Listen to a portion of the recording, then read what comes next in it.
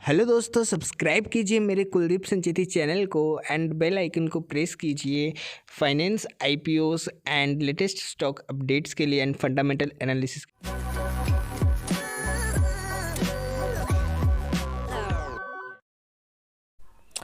Hello everyone, मैं हूं कुलदीप और स्वागत करता हूं आपका मेरे यूट्यूब चैनल के अंदर। आज की इस वीडियो के अंदर हम इंडेक्स 115 का पार्ट 4 शूट कर रहे हैं, जो कि क्वेश्चन नंबर 39 ऑनवर्ड्स रहने वाला है। अगर आपको कोई भी डाउट हो आप मुझे कमेंट कर सकते हैं, मैं डेफिनेटली रिप्लाई करूँगा। एंड कुछ और भी हो, आपको कोई डिस्कस करना हो तो आप कॉल भी कर सकते हैं, नंबर आपको दिए हुए हैं। इसका जो पार्ट 2 है, वर्जन 2 है, जिसके अंदर मैंने आरटीपी एमटीपी किया है, वो मेरा लगभग हो चुका है। बट एक बार मेरे को क्रॉस वेरीफाई करना है कि ये जो बनेगा वो नवंबर 22 के लिए भी एलिजिबल हो, सब कुछ इसमें कवर हो। तो बस इसीलिए टाइम लग रहा है, लेकिन जल्दी वो भी आ जाएगा। Let's go through the question number 39। Company H है, वो एक 2 साल के कॉन्ट्रैक्ट में एंटर करती है to develop a customised software. क्या बनाना है उसे? कस्टमाइज्ड सॉफ्टवेयर है वो यहाँ पे बिल्डअप करना है कंपनी सी के लिए। कंपनी एच ने कंक्लूड किया कि जो गुड्स एंड सर्विसेज है इन द कॉन्ट्रैक्ट वो कंस्टिट्यूट करते हैं एक सिंगल परफॉर्मेंस ऑब्लिगेशन को, कि ये जो सॉफ्टवेयर बना के दे रही है ना, अब उसके अंदर ये अलग अलग नहीं है कि वो उसकी डिज़ाइनिंग, एल्गोरिथम, कोडिंग वोडिंग सबको सेपरेट करके सर्विसेज मानेगी। वो कहती है कि कस्टमर को तो सिर्फ सॉफ्टवेयर से मतलब है, और इसीलिए सॉफ्टवेयर एक सिंगल परफॉर्मेंस ऑब्लिगेशन है, न कि मल्टीपल परफॉर्मेंस ऑब्लिगेशन। ठीक है। Based on the terms of the contract, company H determines that it transfer the control over time, कि control जो ये ट्रांसफ़र करती है वो over the period of time transfer करती है, एंड रिकॉग्नाइज करती है revenue based on an input method. Input method के बेसिस पे वो क्या करती है, रेवेन्यू को रिकॉग्नाइज करती है, reflecting the transfer of control to company C. Company C को ये कंट्रोल ट्रांसफ़र करने का मतलब, इनपुट मेथड क्या होता है मैंने आपको पहले भी बताया है। इनपुट मेथड के अंदर हम सिर्फ एक तरह से ये प्रिजम्पशन कर लिया कि ओवर द पीरियड मान लो मेरा जाने वाला है, तो हर एक पीरियड पे जितनी मेरी इनपुट हो चुका है, यानी कि मेरी कॉस्ट इनकर्ड हो चुकी है, उतना परसेंटेज में क्या मान लूँगा, प्रोजेक्ट कंप्लीट हो गया है। ओके, और उतना परसेंट है वो कंट्रोल ट्रांसफ़र हो गया है कस्टमर को। ओके, तो कंपनी सी एग्री करती है कि वो कंपनी एच को मंथली प्रोग्रेस पेमेंट प्रोवाइड करेगी, कि जितना मंथली प्रोग्रेस हो जाएगा उसके बेसिस से वो उसको पेमेंट देती जाएगी। Based on the expectation of the timing of the cost to be incurred, company एच कंक्लूड करती है कि जो भी प्रोग्रेस पेमेंट रिसीव होना है, the timing between the transfer of control and payment is never expected to exceed 1 year. कि आज के दिन मान लो मैंने उसका 10% काम करके दे दिया। ओके, ये पहले मंथ की बात है। तो ये अब ये जब मैंने इसको बिलिंग कर दिया और ये मेरे को पेमेंट करेगा ना, तो पेमेंट के बीच में भी जो टाइम है वो मैक्सिमम 1 ईयर का है, उससे ज़्यादा नहीं है। तो क्या यहाँ पे कोई सिग्निफिकेंट कंपोनेंट होगा क्या, financing component?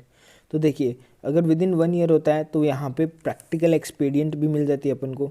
Okay, practical expedient है।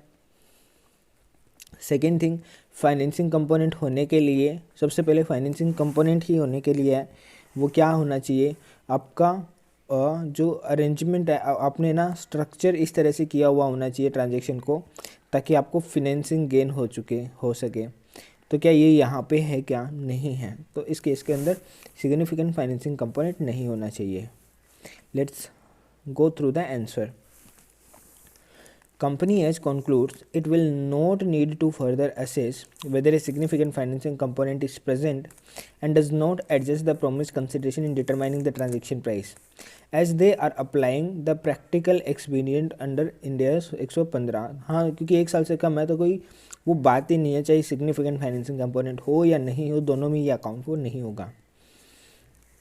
An entity shall present the effect of financing separately from revenue from the contract। मतलब ये 115 का पैरा नंबर 65 बोलता है कि नॉर्मली एंटिटी है वो फाइनेंसिंग कंपोनेंट को अलग से अकाउंट करेगी, ना कि रेवेन्यू के अंदर इंक्लूड करके। इंटरेस्ट रेवेन्यू जो भी उसे होती है या एक्सपेंस जो भी उसका होता है, वो उस एक्सटेंट तक रिकॉग्नाइज किया जाएगा दैट ए कॉन्ट्रैक्ट असेट और liability is recognised in accounting for a contract with a customer. ठीक है, तो नॉर्मली जितना अपन अकाउंट फॉर करते हैं ना कॉन्ट्रैक्ट एसेट को, एग्जांपल के लिए मान लो पहले अपन इंटरेस्ट को स्प्लिट नहीं करते, तो एग्जांपल के लिए जैसे ऊपर वाला क्वेश्चन आया था 4000 और 5000 वाला, तो उसके अंदर क्या किया था कि भाई ठीक है, हम पूरे 5000 के ऊपर उसको बुक कर लेते थे। कौन सा क्वेश्चन था, काफ़ी ऊपर चला गया यार, ये रहा। तो यहाँ पे ना अपनी जो कॉन्ट्रैक्ट एसेट कितने की है, 5,000 रुपये की है, ओके। और जो रेवेन्यू है वो 4,000 की थी। तो हम रेवेन्यू मैक्सिमम कितनी रिकॉग्नाइज़ कर सकते हैं, यहाँ पे इंटरेस्ट का खर्चा वो 1,000 रुपये तक रिकॉग्नाइज़ कर सकते हैं। ये नहीं है कि अगर इफेक्टिव इंटरेस्ट रेट से वो हमारा 1,200 या 1,500 हो रहा है तो उतना रिकॉग्नाइज़ करें क्या, नहीं। तो वो कॉन्ट्रैक्ट एसेट की जो वैल्यू है या लाइबिलिटी की जो वैल्यू है उससे ज़्यादा एक्सीड नहीं करेगा, उस एक्सटेंट तक आप उसको रिकॉग्नाइज़ कर सकते हैं, ओके। तो ये था हमारा क्वेश्चन नंबर 39, यहाँ पे ये भी हमारा हुआ। अब हम चलते हैं next question, that is question number 40। Question number 40 क्या बोलता है, मतलब एक चीज़ ये देखना, आप बार बार रिवाइज जितना करोगे ना उतना ज़्यादा आपको दिमाग में अच्छे से बैठ जाएगा। एक बार करने से या 2 बार करने से नहीं होगा, एटलीस्ट 3 to 4 टाइम्स आप रखो, तब जाके आपके दिमाग में अच्छे से बैठ जाएगा, फिर आपको कमांड आने लग जाएगी टॉपिक के ऊपर। और सिर्फ रीडिंग करनी है, ये नहीं कि आप रटने बैठ गए हो, फिर ये मटेरियल ख़त्म ही नहीं होगा। और ये ख़त्म हो जाएगा तो 8 सब्जेक्ट है आपके पास में, तो फिर उनमें कैसे करोगे। तो जस्ट रीडिंग करते जाओ, फटाफट से अच्छे से समझ लो, और बार बार जितनी फ्रीक्वेंट रिवीजन करोगे ऑटोमेटिकली दिमाग में रहने लग जाएगा ये। एक जो एंटिटी है वो एंटर करती है कॉन्ट्रैक्ट में for the sale of product A for ₹1,000, okay. 1,000 rupees के लिए वो क्या करती है, इसकी सेल करती है। As part of the contract, the entity gives the customer a 40% discount voucher for the future purchases up to ₹1,000। अभी देखो, मैंने उसे 1,000 की तो सेल की है, ओके, और मैंने उससे 1,000 रुपये का ही वाउचर दे दिया, ये मान के चलो, ओके। लेकिन वो जितनी भी शॉपिंग करेगा उसका 40% का डिस्काउंट वाउचर है, ओके, इन नेक्स्ट 30 डेज, और वो भी 30 डे का टाइम पीरियड है। Entity intends to offer a 10% discount on all sales during the next 30 days, और वो नॉर्मली 10% तो डिस्काउंट देगी ही देगी, ओके। और ये जो अमाउंट आ रही है 1,000 वो 40% के अराउंड आ रही है। तो अल्टीमेटली जो एडिशनल दे रही है वो सिर्फ 30% का बेनिफिट दे रही है इस वाउचर के ऊपर, क्योंकि 10% तो नॉर्मल ही है।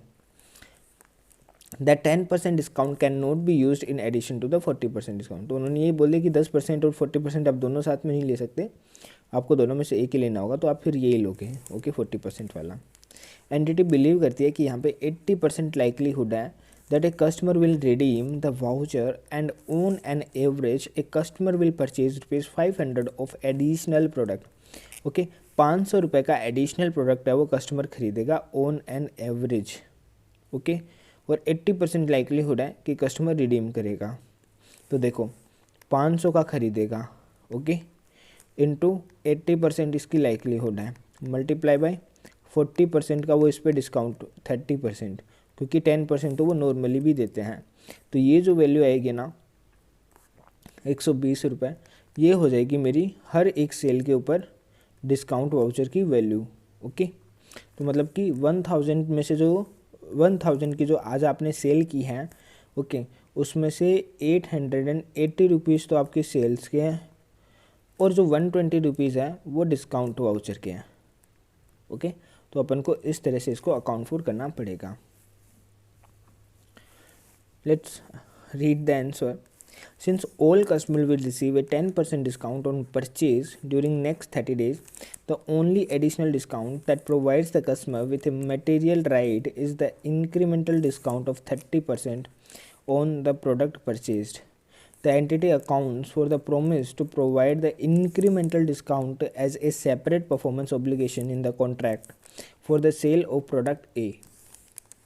एंटिटी बिलीव करती है कि there is 80% likelihood that a customer will redeem the voucher and on an average a customer will purchase ₹500 of additional product, कि 500 रुपये का एडिशनल प्रोडक्ट है वो कस्टमर खरीदेगा। Consequently the entities estimated standalone selling price जो है discount voucher की वो 120 हो गई, जो कि 80% है 500 का, एंड देन उसका 30%। तो देखिए प्रोडक्ट ए है वो 1000 का है। अच्छा, इन्होंने ऐसा किया है कि वो मैंने एक यहाँ पे गलत बोल दिया फटाफट में, कि 120 रुपीज़ इसके हैं और 1,000, देखो प्रोडक्ट की वैल्यू 1,000 ही है यहाँ पे, ओके, और 120 इसकी हो गई, तो टोटल 1120 हो गई। अब 1120 को हमें क्या करना है, 1,000 में प्रोपोर्शनेट करना है इन दोनों के रेशियो के अंदर, ओके, बिकॉज यहाँ पे ये इनकी स्टैंड अलोन सेलिंग प्राइस आई है। स्टैंड अलोन सेलिंग प्राइस मतलब कि ये इंडिविजुअल अगर मार्केट में बेचते तो इतने रुपए लगते, मतलब अगर मैं इसको सिर्फ मार्केट में बेचता तो 1000 रुपये चार्ज करता, अगर मैं वाउचर को बेचता तो 120 करता, लेकिन इन दोनों की कंबाइंड सेल हुई है, तो कंबाइंड सेल हुई है तो हमने सिर्फ 1000 रुपये चार्ज किया है, 1000 रुपये चार्ज किया है। इट मीन्स इन दोनों की वैल्यू जो होगी वो मुझे इनके रेशियो में स्टैंड अलोन सेलिंग प्राइस में क्या करनी पड़ेगी, डिस्ट्रीब्यूट करनी पड़ेगी। और इसीलिए 1000 डिवाइड बाई 1120 इंटू 100 एंड यहाँ पे आ गई आपकी 120 डिवाइड बाई 1120 इंटू 1000। ओके, तो ये जो वैल्यूज़ आएगी वो वैल्यू आपकी क्या हो जाएगी, यहाँ पे रेवेन्यू की वैल्यूज़ हो जाएगी। ओके, 1000 डिवाइड बाई 1120 इंटू 1000 तो 890 रुपये और 110 रुपये रिस्पेक्टिव वैल्यू आ गई हमारी स्टैंड अलोन सेलिंग प्राइस के रेशियो में। ओके, इसीलिए एंटिटी एलोकेट करेगी 890 रेवेन्यू के लिए एंड 110 रुपये डिस्काउंट वाउचर के लिए, और जब वो रिडीम हो जाता है तो उसकी रेवेन्यू भी रिकॉग्नाइज कर लेगी। ओके, अब बात आता है हमारा क्वेश्चन नंबर 41 एंड यहाँ से अच्छे अच्छे क्वेश्चन चालू होने वाले हैं। एक एंटिटी है वो एक कॉन्ट्रैक्ट में एंटर करती है कस्टमर के साथ में कि वो उससे product A B and C sell कर सके, कितने रुपए में, 10,000 रुपये के अंदर। Entity will satisfy the performance obligation for each of the product at different point in time, कि वो हर एक के लिए वो सेटिस्फाई करेगी किस चीज़ को, परफॉर्मेंस ऑब्लिगेशन को, वो भी डिफरेंट पॉइंट इन टाइम के अंदर। एंटिटी रेगुलरली सेल करती है प्रोडक्ट ए को separately and there for the standalone selling price जो है वो डायरेक्टली ऑब्जर्वेबल है। The standalone selling price of product B and C है वो डायरेक्टली ऑब्जर्वेबल नहीं है। मतलब इसने क्या बोला है यहाँ पे, इसने बोला कि जो कंपनी है ना वो 10,000 रुपये के लिए ए बी और सी तीनों प्रोडक्ट को सेल करती है। ओके, एंटिटी जो है वो पॉइंट इन टाइम पे, मतलब अभी आया और अभी लेके चला गया, वो वाली बात है। ओके, आप ग्रोसरी शॉप पे गए, आपने ए खरीदा, बी खरीदा, सी खरीदा और एंटिटी को 10,000 रुपये दे दिए और आप आ गए। तो इस तरह का ये ट्रांजेक्शन एग्जीक्यूट हुआ था। एंटिटी ए जो है ना, एंटिटी को जो है ना वो प्रोडक्ट ए की तो पता है कि स्टैंड अलोन सेलिंग प्राइस क्या है, इसकी प्राइस तो पता है कि भाई इसकी क्या है, लेकिन बी और सी की है ना वो उसको पता नहीं है, ये डायरेक्टली ऑब्जर्वेबल नहीं है मार्केट के अंदर। okay, because standalone selling price of B and C are not directly observable, entity must estimate them, और ये इसको एंटिटी को एस्टिमेट करना पड़ेगा। इसीलिए जो एस्टिमेट है स्टैंडअलोन सेलिंग प्राइस का, entity use the adjusted market assessment approach for product B. तो एंटिटी कौन सी अप्रोच फॉलो करिए यहाँ पे, adjusted market assessment approach for product B and the expected cost plus margin approach for product C. अभी यहाँ पे कितने मेथड आते हैं टोटल, लेट्स डिस्कस दैट। देखो यहाँ पे जब अपन को पता नहीं होता, पहले अपन स्टैंड अलोन सेलिंग प्राइस के रेशियो में ले लेते हैं, वो भी अगर आपके पास में ऑब्जर्वेबल मार्केट प्राइस है तो, अगर नहीं है तो फिर आप यहाँ पे मार्केट असेसमेंट अप्रोच करते हो कि भाई मार्केट में उसका क्या चल रहा होगा। ओके, या फिर आप एक्सपेक्टेड कॉस्ट प्लस प्रॉफिट लेते हो, या फिर आप रेजिडुअल मेथड देखते हो। तो इन तरीक़ों से आप क्या करते हो, प्राइस निकालने की कोशिश करते हो, और चारों में अलग अलग ट्रीटमेंट होगा। और ये अभी क्वेश्चन भी आया था जस्ट जुलाई में या फिर उससे पहले जनवरी में।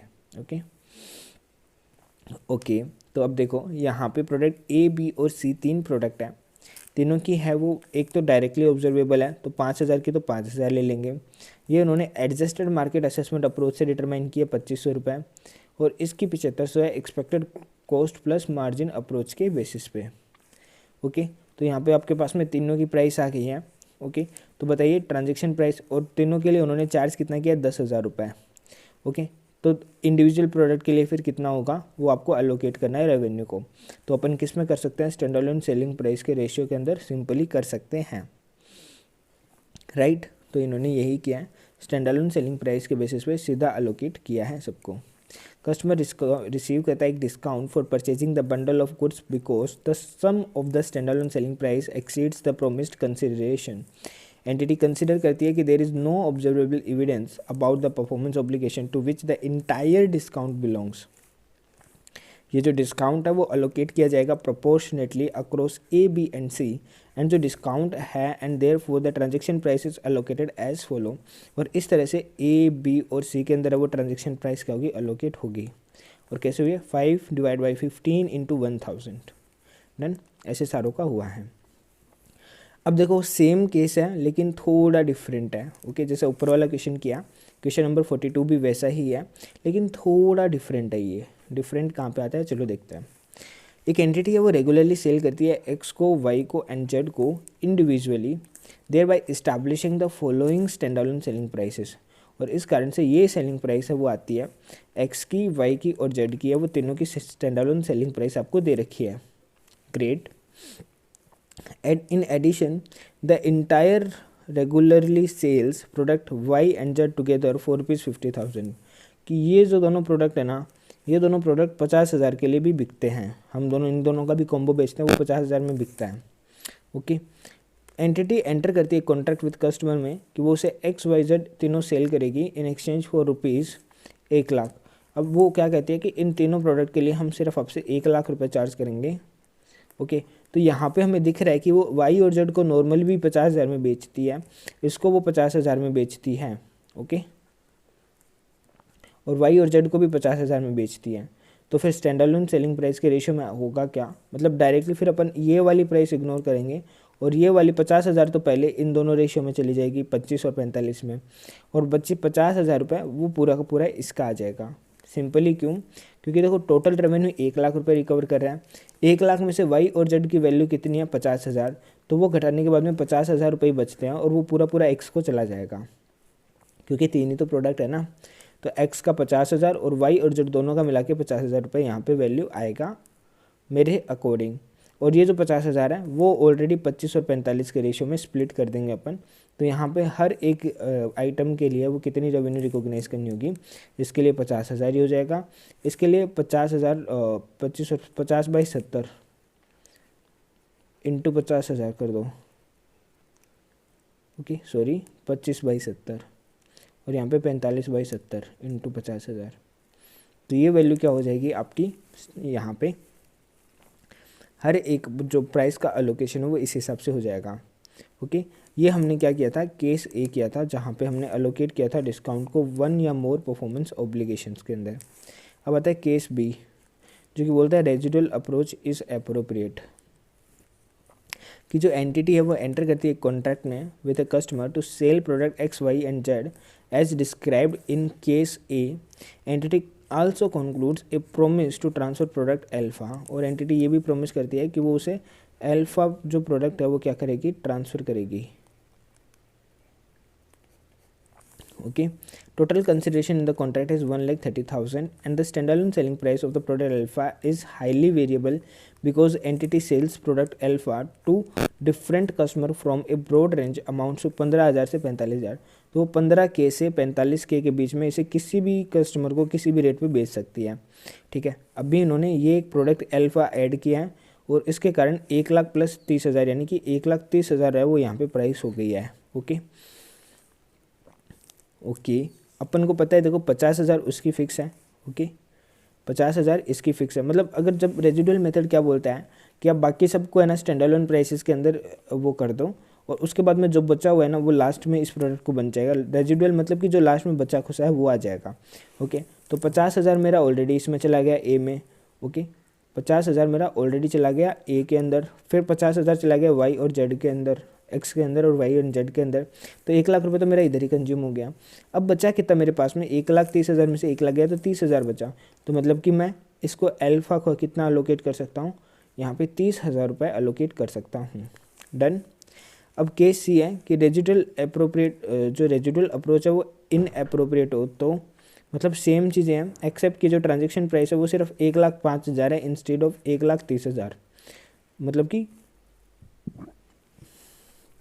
जो यहाँ पे प्राइस है ना उसकी, वो टोटल ट्रांजेक्शन है वो 1,05,000 ही है। तो हम कह देंगे 1,00,000 तो उसके ही हो गए। ओके, और 5,000 है वो सिर्फ फिर इसको अलोकेट करें जेड को, मतलब अल्फ़ा को, प्रोडक्ट अल्फ़ा को। लेकिन हमने देखा कि अल्फ़ा के अंदर एक लाइन बोली थी कि जो अल्फ़ा की रेंज रहती है वो 15,000 से 45,000 रहती है, और 30,000 तो इसके अंदर फॉल कर रहे थे, तब ये अप्रोप्रिएट था। लेकिन 5,000 तो इस रेंज में कहीं नहीं आ रहा, मतलब कि ये तरीका गलत है रेजिडुअल अप्रोच वाला। तो फिर हम क्या करेंगे, मिनिमम जो इसकी प्राइस है ना 15,000 रुपये, तो 15,000 रुपये सप्लाई होगा ये मान लेंगे, और इसके अकॉर्डिंग हम क्या कर देंगे, ये इसकी स्टैंडर्ड ऑन सेलिंग प्राइस मान ली जाएगी। अब देखो इसका आंसर देखते हैं क्या होना चाहिए। देखो पढ़ के बताऊँ क्या, चलो एक बार आंसर भी पढ़ देता हूँ। सी केस ए है जो कि अलोकेट करना है डिस्काउंट को 1 या मोर परफॉर्मेंस ऑब्लिगेशन में। कॉन्ट्रैक्ट इंक्लूड करता है एक discount of 20,000 on the overall transaction which could be allocated proportionally to all the 3 performance obligation when allocating the transaction price using the relative standalone selling price method. However, because the entity regularly sells product Y, Z together for ₹50,000 and 50,000 for X, तो यहाँ पे evidence है कि जो entire discount है वो allocate किसको किया जाना चाहिए, Y एंड Z को किया जाना चाहिए in accordance with the para 82 of Ind AS 115। इसीलिए if the entity transfer the control of product Y and Z at the same point in time, then the entity could as a practical matter account for the transfer of those product as a single performance obligation है, वो उसको क्या करेगी, account for करेगी। That is the entity could allocate ₹50,000 for the transaction price to the single performance obligation and recognise करेगी revenue 50,000 की जब Y and Z simultaneously transfer कर देते हैं कस्टमर को। ओके अब देखो, if the contract requires the entity to transfer the control of Y and Z at different point of time, तो उस केस में हम 50,000 को भी है ना वो इस रेशियो में बांट देंगे, इसका 17,857 एंड इसका 32,143। ओके, ये भी मैंने आपको बता दिया था। उसके बाद में आता है अगर रेजिडुअल अप्रोच आपकी अप्रोप्रिएट है, क्यों, क्योंकि वो 15,000 जो आपने 30,000 कैलकुलेट किए थे वो 15,000 से 45,000 की रेंज में फॉल कर रहे थे, लेकिन अगर फॉल ही नहीं करते तो फिर यहाँ पे रेजिडुअल अप्रोच नहीं होती, जो कि अपन केस सी में देखेंगे। तो यहाँ पे 30,000 फिर इसका आ गया रेजिडुअल अप्रोच के बेसिस पे। डन। अब देखो नेक्स्ट दैट इज़ द ये रेजिडुअल अप्रोच है वो इनएप्रोप्रिएट हो तो क्या करेंगे। अगर केस बी वाले इफेक्ट सेम रहते हैं टू केस सी, एक्सेप्ट कि जो ट्रांजेक्शन प्राइस 1,05,000 हो जाए तो इंस्टेड ऑफ 1,30,000, तो consequently application of residual approach with result into A standalone selling price of 5,000 of product alpha, जो कि बिल्कुल भी करेक्ट नहीं है। एंटिटी कंक्लूड करती है कि 5,000 would not faithfully depict the amount of consideration to which the entity expected to entitle in exchange for satisfying its performance obligation to transfer the product alpha, and because 5,000 does not approximate the standalone selling price, इसलिए यहाँ पे product alpha के लिए range ये जो हमारा residual method है वो अप्रोप्रिएट नहीं होगा, बिकॉज इसकी रेंज रहती है 15,000 से 45,000 के बीच। इसीलिए एंटिटी रिव्यू करेगी ऑब्जर्वेबल डाटा को including sales and margin reports को, ताकि वो एस्टिमेट कर पाएँ कि स्टैंडअलोन सेलिंग प्राइस क्या होगी प्रोडक्ट अल्फा की। यूजिंग अनदर सुटेबल मेथड के थ्रू एंटिटी एलोकेट करेगी ट्रांजेक्शन प्राइस को 1,05,000 XYZ एंड अल्फा में using the relative standalone selling price.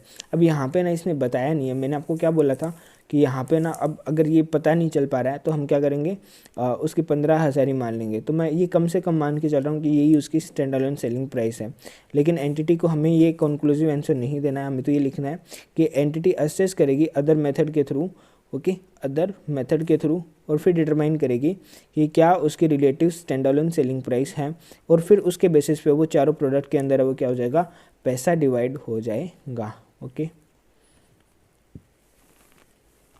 ये था हमारा क्वेश्चन नंबर 42। थोड़ा बड़ा क्वेश्चन था, थोड़ा ट्रिकी था। 43 भी थोड़ा ट्रिकी है। Let's go through this. इसको मैं सोल्व करके नहीं दिखाऊंगा, लेकिन आपको समझा पूरा दूंगा। Okay, question number 43। Question number 43 किसके रिगार्डिंग है, जो एक एंटिटी है ना वो एक कॉन्ट्रैक्ट में एंटर करती है कस्टमर के साथ में for 2 intellectual property licence. 2 intellectual property licences हैं, ओके, उनके लिए एक एंटिटी एक कस्टमर के साथ में एंटर करती है, which the entity determines to represent 2 performance obligation each satisfied at a point in time. जो स्टैंडअलोन सेलिंग प्राइस है लाइसेंस ए की एंड बी की वो 16 लाख रुपए और 20 लाख रुपए है।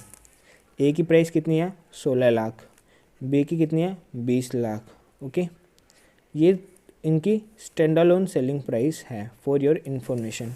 ओके। और एक एंटिटी है वो इन दोनों की ही सप्लाई कर रही है, तो दोनों के लिए एक एग्रीगेट अमाउंट चार्ज करेगी, तो हमें क्या करना पड़ सकता है, प्रोपोर्शनेट करना पड़ सकता है अमाउंट को। लाइसेंस बी है वो ट्रांसफ़र हो जाएगा इंसेप्शन के टाइम पे, जबकि लाइसेंस ए है वो 1 महीने बाद होगा। बी इंसेप्शन के टाइम पे और ये 1 मंथ लेटर के होगा, क्या होगा, ट्रांसफ़र होने वाला है। ओके।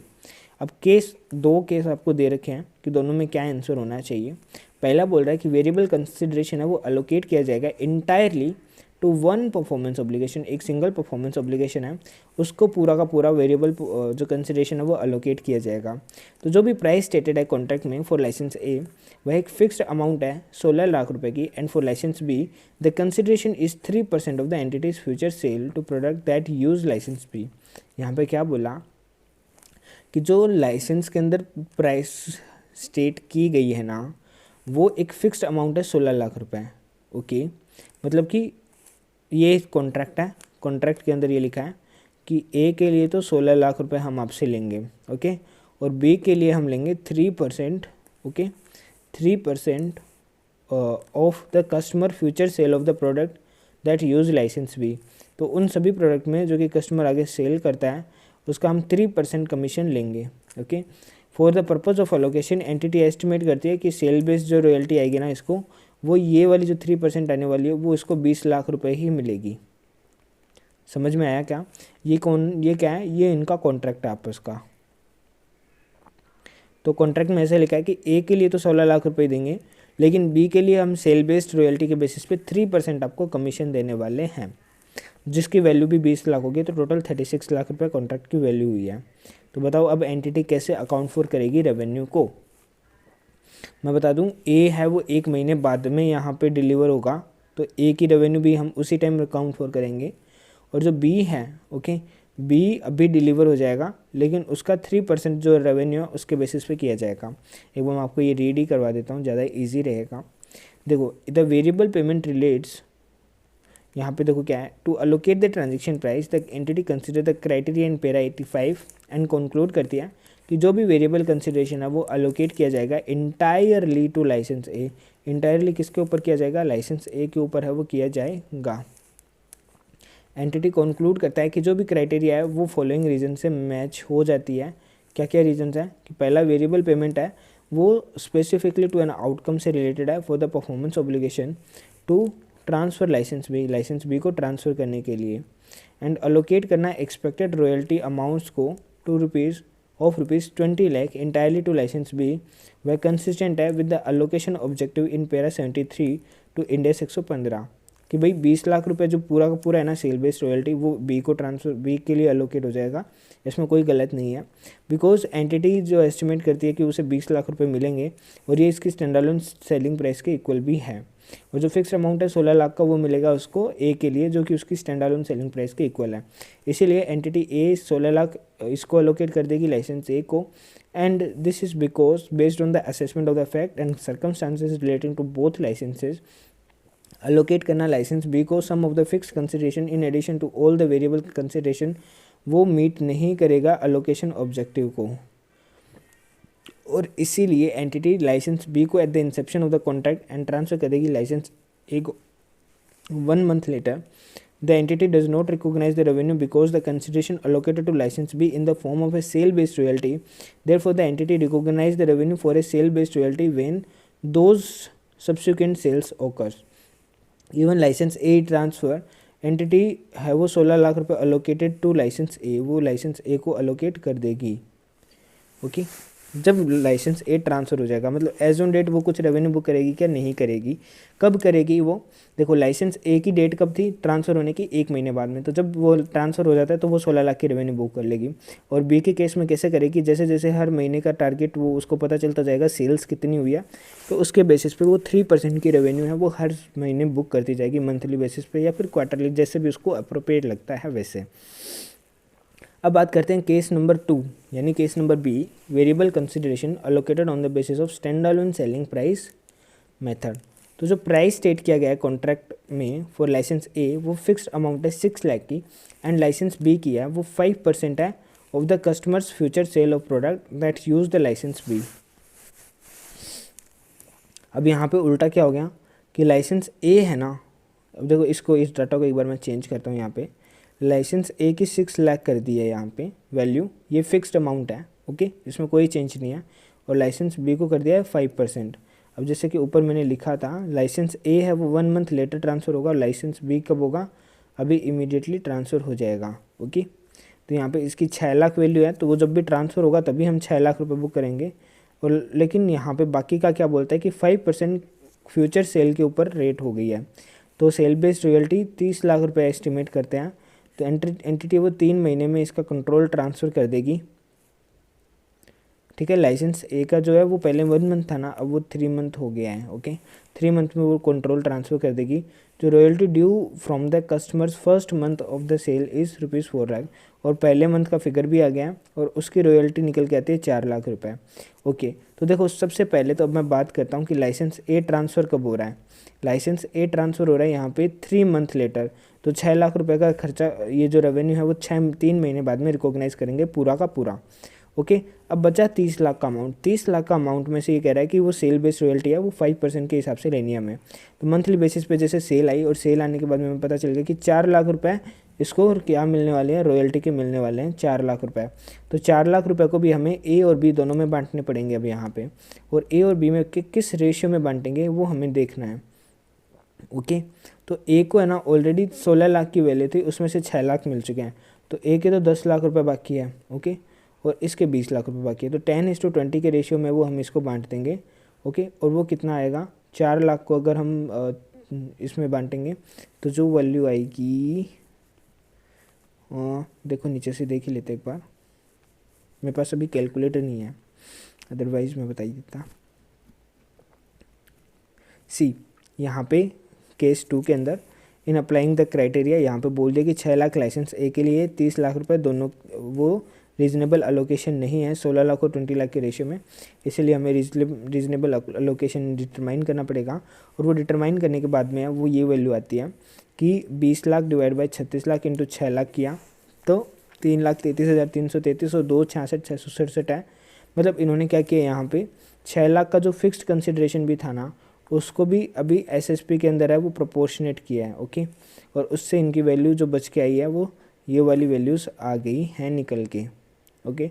तो 4 लाख को भी ये कह रहे हैं कि फिर हम इसी रेशियो के अंदर बांट देंगे, मतलब जितनी अमाउंट है ना सारी अमाउंट्स को एसएसपी में बांट दो, क्योंकि यहाँ पे रीजनेबल अलोकेशन है ही नहीं।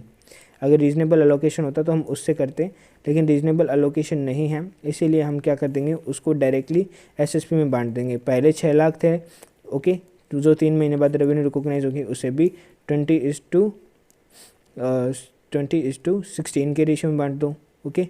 ये फ़र्क नहीं पड़ता कि वो उसके लिए फिक्स्ड है क्या, ओके। फिर 4 लाख मिले उसे भी इस रेशियो में बांट दो, मतलब जो भी आगे आएगा ना सबको स्टैंडर्ड ऑन सेलिंग प्राइस में बांटते जाओ, सिंपल, ओके। अब बात करते हैं क्वेश्चन नंबर 44 की। 44 क्या बोलता है, कंसल्टेंट सर्विसेज डिटरमाइन करता है TPO for each PO, right. 1 अप्रैल 2000 की बात है, एक कंसल्टेंट है वो एंटर करता है एक एग्रीमेंट के अंदर ताकि वो उसे due diligence valuation and software implementation services दे सके। कितने की, 2 करोड़ रुपए की। कंसल्टेंट है वो 20 लाख रुपए अर्न करेगा बोनस का अगर वो कंप्लीट कर लेता है सॉफ्टवेयर इंप्लीमेंटेशन को 30 सितंबर तक, और 10 लाख का बोनस अगर वो सॉफ्टवेयर इंप्लीमेंट कर देता है 31 दिसंबर तक। वेट 1 अप्रैल को ट्रांजैक्शन हुआ, ओके, कि भाई हम तुमको 2 करोड़ देंगे। किसके लिए है, कौन सा सॉफ्टवेयर है, एसएपी मान के चलो आप, एसएपी आप इंप्लीमेंट करा रहे हो अपनी फैक्ट्री के अंदर, और वहाँ पे आप 2 करोड़ रुपए है वो ट्रांजैक्शन प्राइस डिटरमाइन करते हो। अब ये जो कंसल्टेंट है वो 20 लाख रुपए देंगे हम उसे अगर 30 सितंबर तक अगर उसने इंप्लीमेंट करा दिया, और वही 31 दिसंबर तक कराया तो हम उसे 10 लाख का बोनस देंगे।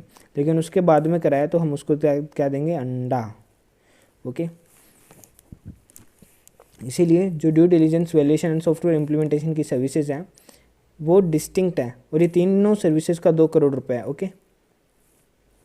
और जो बोनस है वो डिपेंड किस पे करता है, सिर्फ सॉफ्टवेयर के इम्प्लीमेंटेशन के ऊपर है वो बोनस का एलिमेंट डिपेंड करता है, सॉफ्टवेयर इम्प्लीमेंटेशन के ऊपर, गॉट इट। तो अब यहाँ पे 20 लाख, 80 लाख और 1 करोड़ रुपए तीनों को मिला के भी 2 करोड़ ही हो रहा है, तो कोई दिक्कत वाली बात नहीं है। यहाँ पे अपन आइडेंटिफाई कर पा रहे हैं डायरेक्टली क्योंकि ऑब्जर्वेबल प्राइस है, रीजनेबल एलोकेशन है। At contract inception the consultant believe it will complete the software implementation by 30 January 2001 after considering the factor in index 115।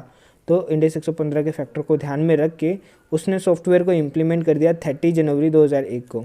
Consultant can not conclude that a significant reversal in the cumulative amount of revenue would not occur when the uncertainty is resolved, since the consultant lacks experience in completing the similar project. As a result, consultant does not include the amount of the early completion bonus in its estimated transaction price at the contract inception.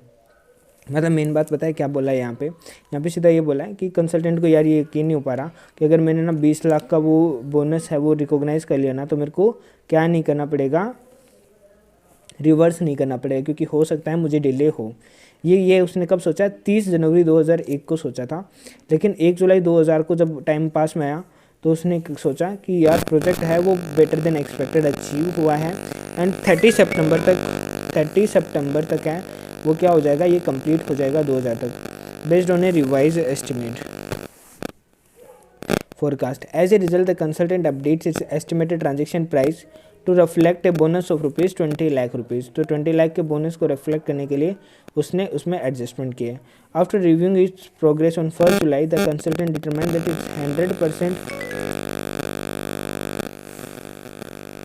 it's 100% complete in satisfying its performance obligation for due diligence and valuation, and 60% complete in satisfying its performance obligation for software implementation.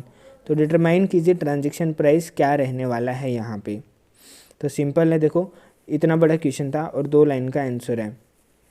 20 lakh जो software implementation के इसलिए लिए हैं वो 1.2 करोड़ हो जाएंगे total में performance obligation के लिए, और इसीलिए जैसे जैसे टारगेट अचीव होता जाता है तो वो उसका उतना % रेवेन्यू कम्युलेटिव कैचअप बेसिस के ऊपर रिकॉग्नाइज करता जाएगा। एग्जांपल के लिए अभी 60% अचीव हुआ है, बाकी सबका 100% से फुल रेवेन्यू रिकॉग्नाइज हो जाएगी, 1 करोड़ की 1 करोड़, ओके। और बाकी बचा 1 करोड़ 20 लाख में से फिर वो कहेगा 60% यानी 72 लाख की रेवेन्यू रिकॉग्नाइज होनी चाहिए। अभी तक मान लो उसने सिर्फ 1 करोड़ के ऊपर ही लेके चला होगा, तो उसने 60 लाख करा होगा, तो 12 लाख का वो एडिशनल क्या कर देगा, यहाँ पे रेवेन्यू बुक कर देगा। ये होता है कम्युलेटिव कैचअप बेसिस पे। तो कम्युलेटिव कैचअप बेसिस मतलब कि आज की डेट तक कितना रेवेन्यू रिकॉग्नाइज हो गया है और अभी तक कितना हो जाना चाहिए था, दोनों का जो डिफरेंस है वो वाला, ओके। अब बात करते हैं अपन क्वेश्चन नंबर 15 की, दैट इज़ सिंपल 2 लाइन का क्वेश्चन है। मिनीटेक लिमिटेड एक पेरोल प्रोसेसिंग कंपनी है जो कि एक कॉन्ट्रैक्ट में एंटर करती है कि वो मंथली पेरोल सर्विसेज देगी एबीसी लिमिटेड को 1 साल के लिए। तो डिटरमाइन कीजिए how entity will recognise the revenue, तो किस तरह से एंटिटी है वो रेवेन्यू रिकॉग्नाइज करेगी, ओके। तो देखिए सिंपल, यहाँ पे 1 ईयर तक वो प्रोसेसिंग सर्विसेज देने वाली है और वो भी मंथली बेसिस पे देगी, ओके। हर मंथ को एक नहीं देगी। तो मैंने आपको बताया था जब अपन ने कॉन्ट्रैक्ट टर्म डिस्कस किया था कि जब परफॉर्मेंस ऑब्लिगेशन है उसको डिस्टिंक्ट कौन करता है, डिस्टिंक्ट सिर्फ ये नहीं करता कि वो नेचर ऑफ प्रोडक्ट या सर्विसेज अलग है क्या, अगर वो अलग अलग टाइम पीरियड के लिए भी है ना तो भी वो डिस्टिंक्ट रहेगी। जैसे 1 मंथ, 2 मंथ, 3 मंथ, 1 वीक, जितनी की सर्विसेज आप दे रहे हो वो एक डिस्टिंक्ट सर्विसेज है, चाहे सर्विसेज पहले भी सेम थी अभी भी सेम है, पहले भी पेरोल थी अभी भी पेरोल है, लेकिन हर एक मंथ पे वो चेंज हो रही है, उसकी अकाउंटिंग अलग अलग होगी। यही इसने थ्योरी का क्वेश्चन दिया है, उसमें बोला है कि पेरोल प्रोसेसिंग है वो एक सिंगल परफॉर्मेंस ऑब्लिगेशन है मंथली बेसिस पे। As Microtech limited carries out the payroll processing, the customer ABC limited simultaneously receive and consume the benefit of the entity's performance in processing each payroll transaction.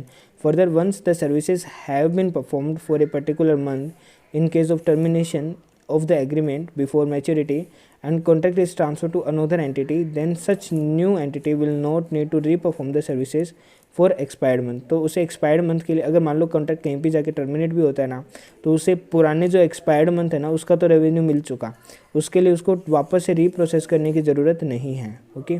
इसीलिए यह satisfy करती है first criteria को, यानी कि services जब वो complete हो गई है मंथली बेसिस पे for consumed by the entity at the same time, and hence revenue shall be recognised over the period of time.